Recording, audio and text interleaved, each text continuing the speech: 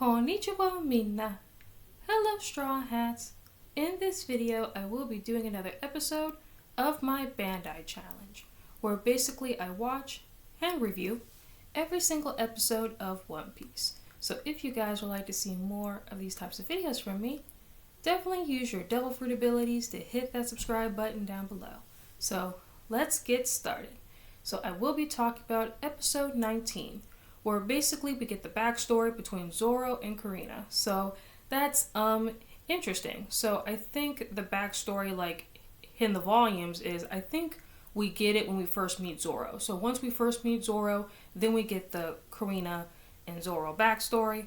But in this one, we don't get it till episode 19. So we see Zoro, and basically he's in a dojo. And then we see Kuina, which is the daughter of the father that owns the dojo.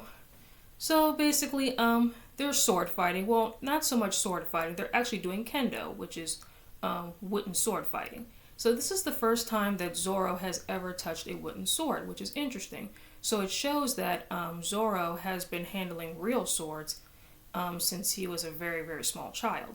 So they're fighting, and then of course Zoro gets defeated, and Kuina has been winning over 2,000 times. So 2,000 times and lost none. So that is crazy. So that just shows how strong Kuina is. So then Zoro gets kind of mad about that. So he trains. So we see Zoro training. He puts like the dumbbell like in his mouth like to train his jaw, because he does put swords like in his mouth, so that's why he's training his jaw, which is a good idea, Zoro.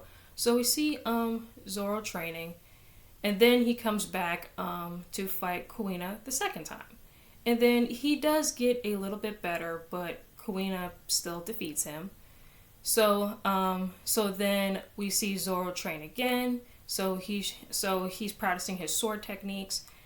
He ties like a rock like around like his waist, trying to like train his waist and stuff. So then we see the third fight between Zoro and Kuina, but instead of using wooden swords, they use actual swords. So this is where we see Kuina use her Wado Ichimonji. So they're fighting with real swords, which is super awesome to watch. That is really, really cool. And then of course Kuina defeats Zoro a third time, which makes it, I think, like 2001 times that she has won. But then she gets like a little sad about it, because she says that, well, like basically Kuina tells her father that I want to be the world's greatest swordswoman, and then basically her father being so mean, saying that you cannot become the world's greatest swordswoman. So yeah, she gets upset about that. But then she gets really upset that so basically she says that as I grow up, I'm going to get weaker and you're going to get stronger, which she's not wrong when she says that, because women are weaker to men. Like that's just how it is. Like just the law of nature, that men are just stronger than women. That's just how it is. Like the only way that a woman can defeat a man is that like a woman has to be like extremely in shape, and a man has to be extremely out of shape for that to happen. So I think that Kuina can be strong for a woman. She can face like other women, but yeah, she's definitely right about that. That as she grows up and as Zoro grow up, Zoro is going to defeat her at some point, because you know Zoro is a man and men are stronger than women. So but like I still would have loved to see that fight. Zoro all grown up and Kuina all grown up. I think that would have been super cool to see a fight between those two, but unfortunately we don't, because Kuina passes away by falling down the stairs. So Zoro gets this information while he's training. So he's training, and then one of the kendo kids basically says, hey, Kuina has passed away. And then basically they go to her funeral, which is super sad. And then basically Zoro told Kuina's dad, like, hey, can I have the Waldo Ichimonji? Like, I want to fulfill Kuina's dream of being the world's greatest swordsman, like in Zoro's case, and swordswoman for Kuina's case. So yeah.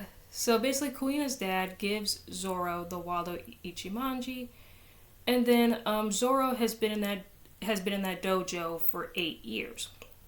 So then Zoro sets off and does his own thing. So then we cut back to the Straw Hats. So that was the backstory. Now we're in the present story. So we see Usopp and Luffy practice their cannon shots.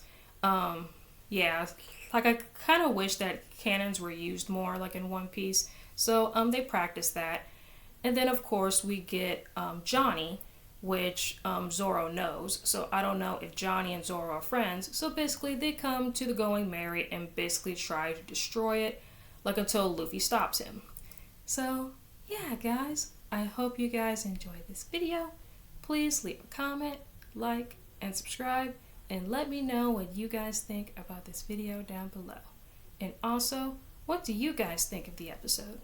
I would love to know. So yeah, guys, I will see y'all next time. Matane!